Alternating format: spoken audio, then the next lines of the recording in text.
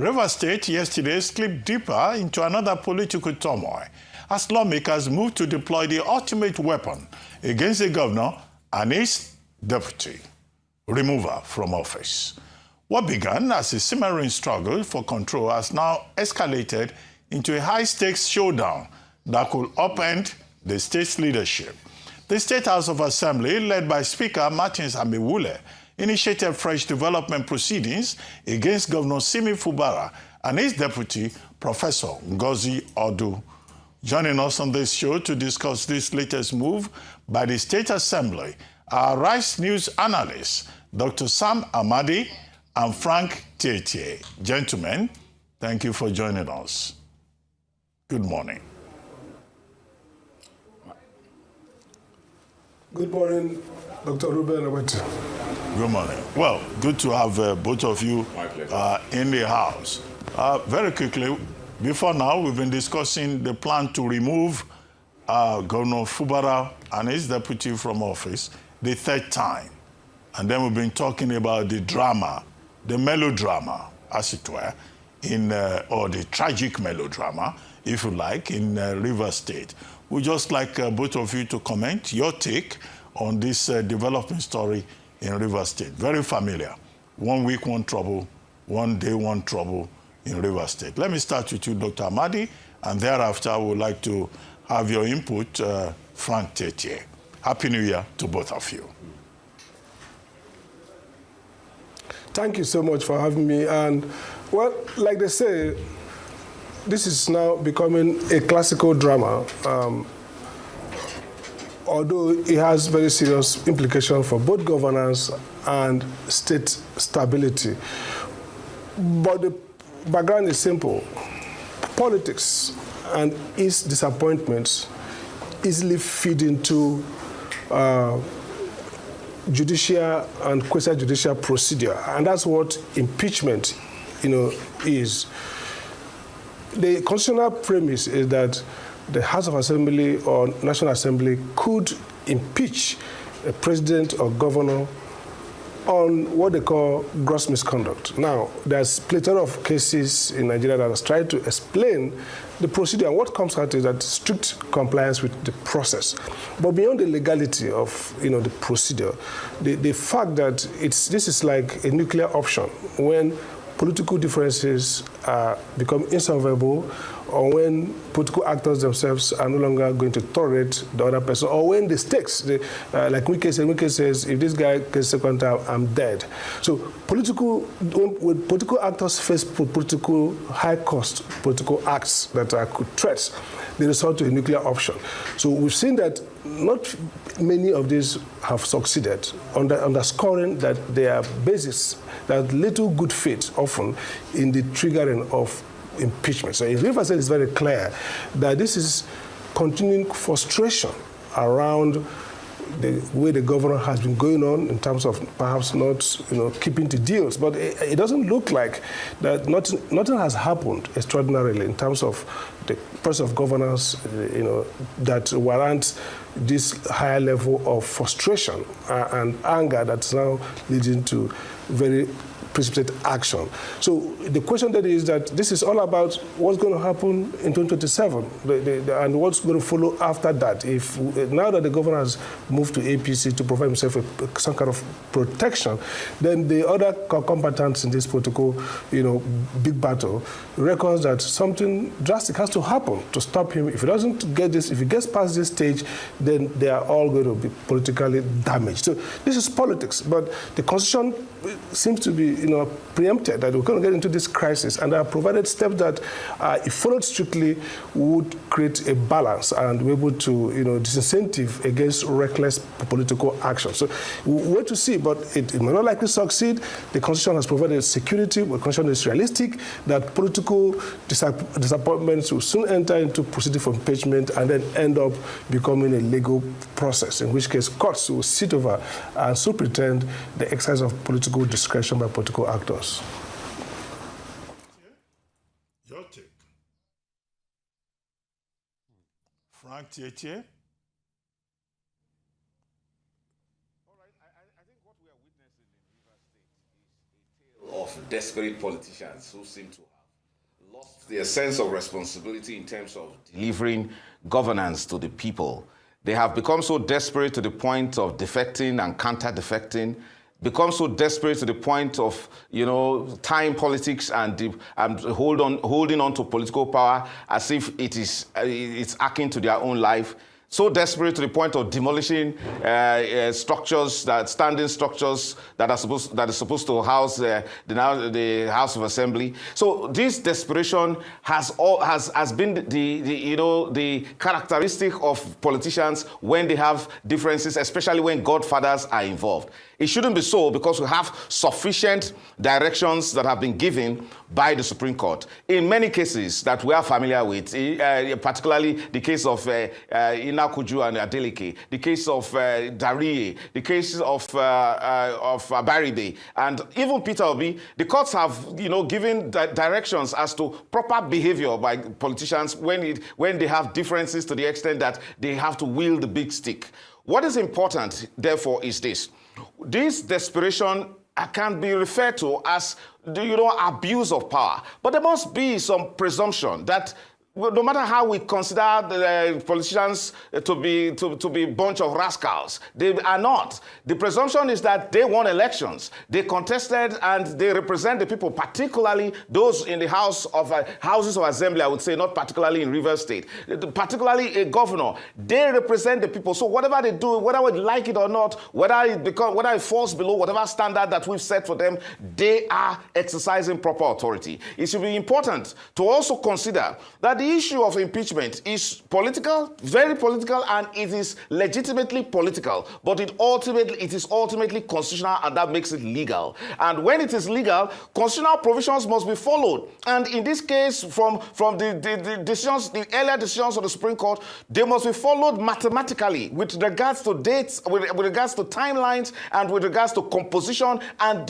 those who do have such authority. There should be no dispute as to whether or not the assembly is operating outside the proper place where it should be, or there is dispute as to who is speaker or who are the members. Now, having said that, we must also now consider that the important part is that should politicians now consider that when the Constitution referred to gross misconduct, like one funny case we had in the time past where a deputy governor was impeached simply because he was rearing chickens, that makes a mockery of such important power of impeachment. It must be gross misconduct, something that touches on actual constitutional breach. So we must not waste precious governance time, particularly having the Rivers people having suffered seriously as a result of this brickbat between a godfather and a renegade godson, and then an assembly that seems not to have a mind of its own. There must be a call to order that governance is so important. Time is going. Though fortunately, we've seen in the case of Peter Obi that the Supreme Court does watch, that reserving the power to reverse every nonsensical move by an assembly that thinks that it can exercise its power not only politically, but as a result of desperation or to please one particular person. But on the other hand, the governors must realize too that they have a constitutional responsibility to govern according to the book. You see, there must be respect for our constitution. So what we're witnessing in Rivers is another test. It's a normal thing. It's another test, but we would have thought that we have learned our lessons from the case of Rashidi Ladoja, the case of Joshua Darie, the case of Peter Obi, the case of Abaribe, to now know that we don't have to waste precious governance time in trying to remove somebody just because there are political differences, issues of policy, and then we don't have to have boastful godfathers insisting that they own a particular state and as such will make a House of Assembly become so mindless that it does not have a mind of its own and then now has a predictable mind. We cannot also afford the recklessness of executive power in destroying and pulling down structures just because we want to stifle the work of a House of Assembly. A House of Assembly cannot be prevented. Nothing even the courts can prevent Frank, the legislature because from of carrying its job. because of time, I can feel your impassion there, making such incredible points. Because of time, I'd like to step in here. Let me move to Dr. Sam Amadi. Dr. Sam Amadi, from Frank's takes, he's spoken of a number of other instances we've seen in the past, although some might argue that dynamics are different. What do you think are the options that Governor Fubara has? We have seen him successfully exercise appealing to the president, and the president's intervention has saved him twice. Another element we have seen being used, which was what triggered the state of emergency, was the threat of violence. Now, what are the tools available to him to ward off this action that has been taken?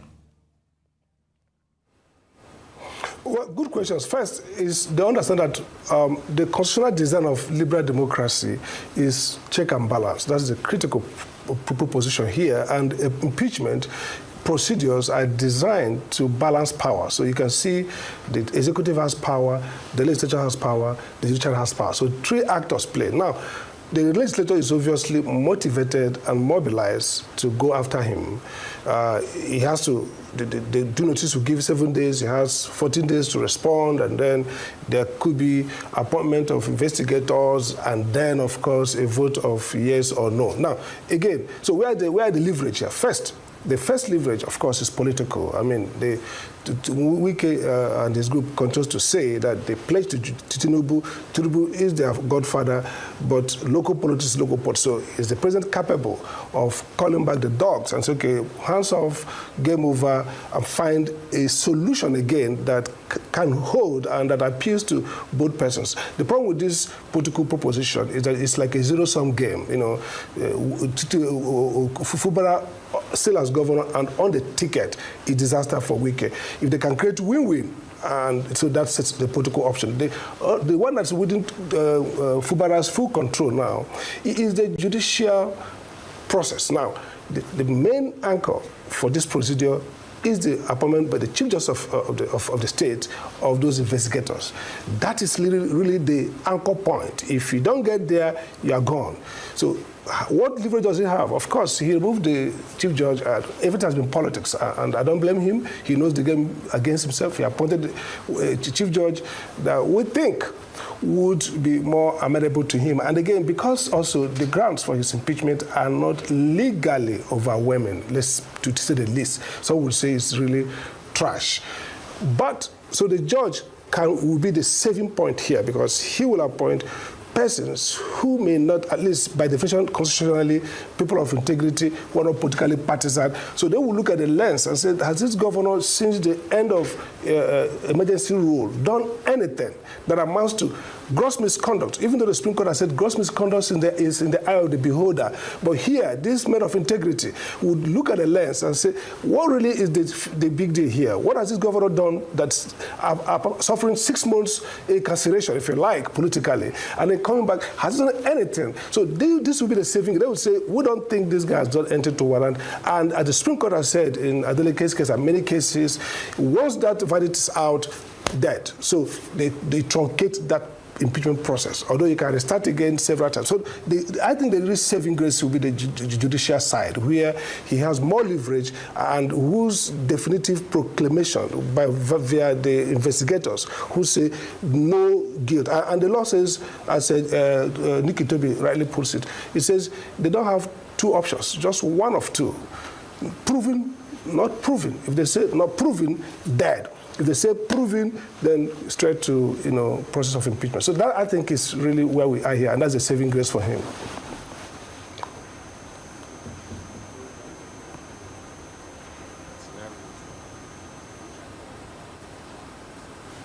The reason why this crisis has raged on is because of the balance of power. Wike has got FCT, Fubara is the governor. Both of them have power. Best way to settle out this matter, like I've always said, in a worst-case scenario, is either you take the power from Fubara or you take the power from Wike, which the president might choose to say doesn't want Wike in his cabinet again, or choosing the Fubara route might be a long one because it also has implications on even the APC themselves. It's going to be an indictment on their party. The question I'm going to ask you today is a very, very difficult one. For the interest of the Rivers people, which Fubara and Wike does not represent, which is about them, who do you think we should take the balance of power from? I'll start with you, Dr. Sam Amadi, then afterwards, Frank Tietie, I'll come to you. For the interest of the Rivers people, which, mind you, Wike or Fubara do not represent. They represent their own selves and their own power hegemony here. So in the interest of the Rivers people, who should we take the balance of power from? Okay, so good question. And I start first from,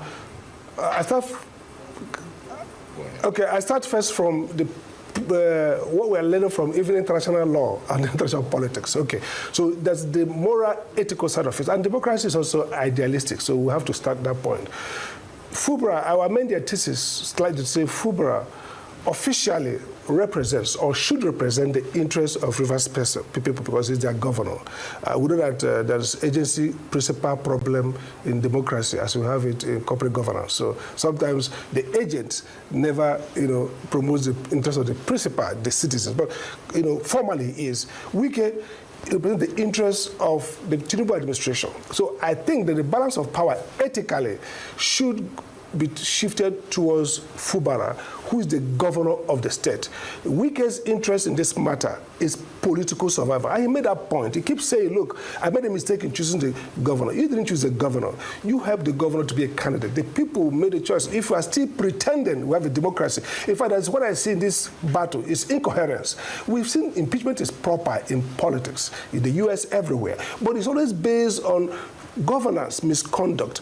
It's not based on a notion that I brought this boy to represent my interests and this boy is not representing my interests. So the courage and the clarity of thought of Nigerian politicians to openly say, this is my government, this is my state, next time I'll bring somebody who will represent me, is so, brilliantly diabolical and shameful. I mean, how can people openly say, my anger is that I brought A and A is not doing what I want, not what the people want. So there's no argument here ethically that the guy who ought to stand tall is Fubara. He's a guy the people elected and he should be punished for failing to represent them, not punished for failing private pact.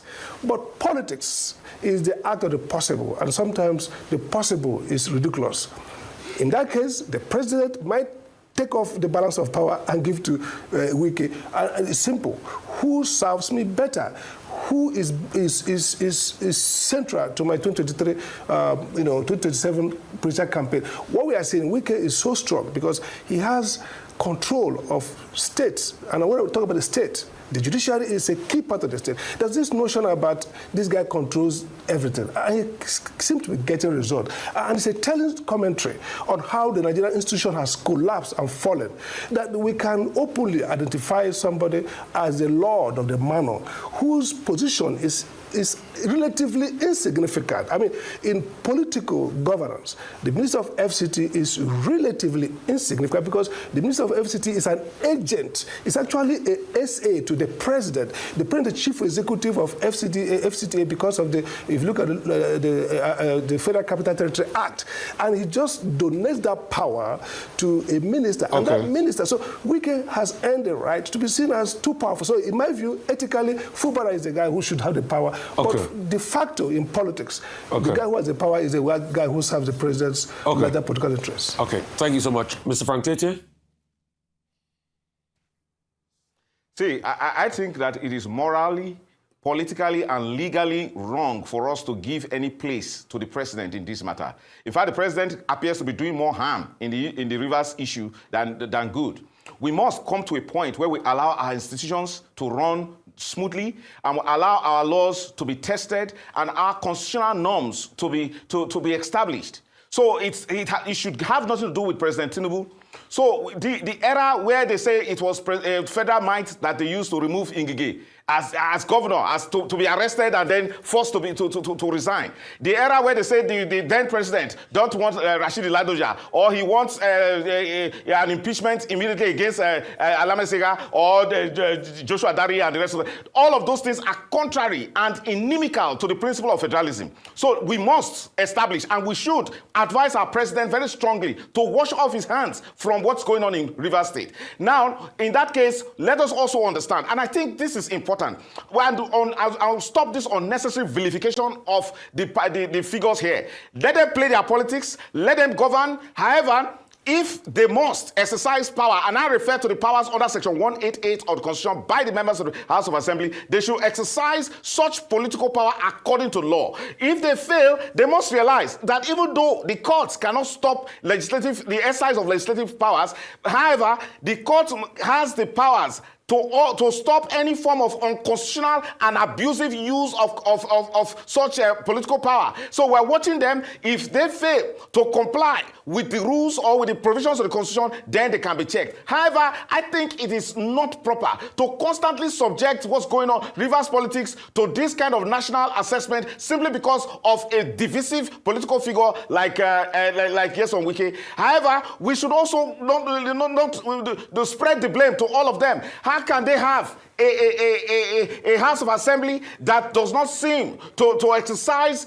its independence? Why? It's a breach of trust. It's a failure on the part of those men who represent the various tribes, the various local governments in Rivers State. They should be ashamed that they cannot appear to the Nigerian people that whatever they are doing is based on their own reasoning, or is based on their own volition, or based on the interest of the Rivers people. But to think that somehow they are desperate, or they are being tied to the strings of one particular political figure, is a big shame. It's a dent on our democracy. It's something that we must stop. So the president should wash off his hands. Let us be a country that grows on precedents. We need to test our democracy, and this Rivers case should be allowed on. If these men think that there is gross misconduct indeed, allow them to go on. And again, don't forget, because the respected Professor Amadi here has said that the chief judge has the capacity to save for Governor Fubara. That is not that cannot be possibly correct altogether.